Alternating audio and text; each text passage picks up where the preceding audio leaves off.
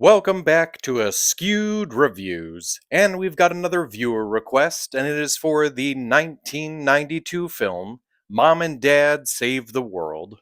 Here is your trivia question for today. What makes the light grenades so dangerous?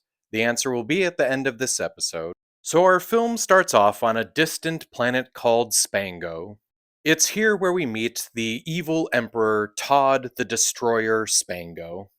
Now, most of the inhabitants of the world of Spango are not all that bright, but they soon discover the planet Earth, which is very similar to their own planet. Todd Spango has a death ray created so that he can destroy the Earth, as he is quite envious of it, but this will of course prove that his planet is better. Now he decides to take one last little peek at where exactly the death ray will land, and this ends up being Woodland Hills, California. And as he's zooming in, he discovers something interesting, an Earth woman that has piqued his interest, and now he has decided he will wait on destroying the Earth. It's here where we meet our main characters, Marge Nelson and Dick Nelson, who just happen to be your average ordinary married couple. In fact, Marge and Dick are on their way to having a vacation, and as they're cruising along, something happens. A device on Spango called the Magno Beam is activated, which thrusts them up out of Earth's atmosphere and jettisons them through the universe until they finally land on Spango. They are quickly met by Todd Spango's army. Dick is almost immediately thrown into prison, and Marge is gussied up and brought before Emperor Spango, where Todd explains that Marge will become his new bride. Dick does manage to get free with the aid of a clever disguise. He does manage to escape out into the desert, but is soon caught by a local tribe. So will Dick be able to convince the tribe in not only helping him defeat Todd Spango, but also stopping the wedding and, of course, stopping the Earth from being blown up? This movie was directed by Greg Beeman.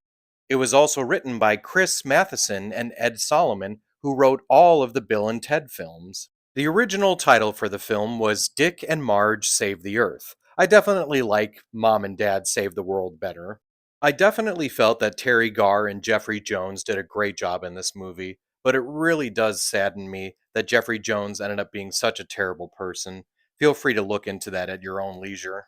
Did you happen to know that John Lovitz actually quit Saturday Night Live to do this film? Originally, it was supposed to be filmed during the summer, which would have been a break between seasons of SNL, but it actually went and overlapped by 2 weeks. So, Lovitz, thinking that this movie was going to be a box office hit, decided to quit SNL and do this film. And the worst part was, the movie was filmed in 1990 but wasn't released until 1992. This movie was unfortunately the last film for Thalmus Rasulala, who played General Afir. The character of Blatt was played by Tony Cox, and the character of Bois was played by Debbie Lee Carrington. The twins from this film are portrayed by actors Don and Dan Stanton, who together have appeared in 7 films and 2 television series. However, though, Don has appeared in an 8th film by himself. There are also some notable celebrities that appear in this film that have small roles, including Wallace Shawn, Eric Idle, and Kathy Ireland. Another actor that appears in this film is Danny Cooksey. He plays the character of Alan, who is the son of Marge and Dick. Cooksey is probably most well known for playing Budnick, the bully from the Nickelodeon television series Salute Your Shorts.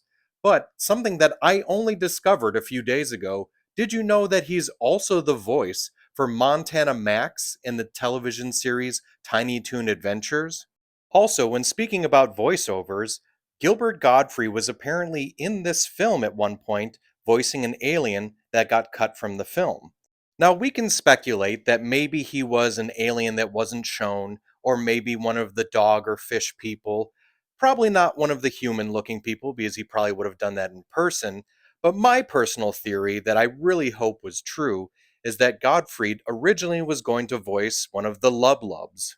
I mean, come on, you can't tell me it wouldn't have been entertaining to have one of these carnivorous mushroom creatures chasing after you with Gilbert Godfrey's voice. One last thing involving voiceovers, eventually John Lovitz would star in the series The Critic. And there's something that may have started in this film that he took with him as a catchphrase in The Critic. At one point, he and Marge are making out, and right afterwards, he makes the noise, ah, achem, which, of course, if you've seen The Critic, is a noise that Jay Sherman makes quite often. In case you were wondering, this movie was filmed entirely in California. So when it comes to the film, Mom and Dad Save the World, I did really enjoy this movie. I watched it a whole bunch growing up, and I still find it funny to this day.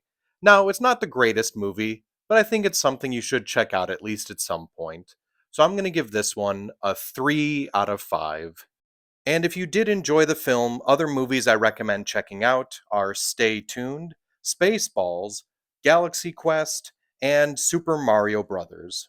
And now it's time for the trivia question from the beginning of this episode. What makes the light grenades so dangerous? Well, when you live on a planet entirely populated by morons, putting on the grenade, pick me up, can be very dangerous. I hope you enjoyed this episode of Askewed Reviews, and if there's a movie you'd like to see get a review, just mention it in the comments.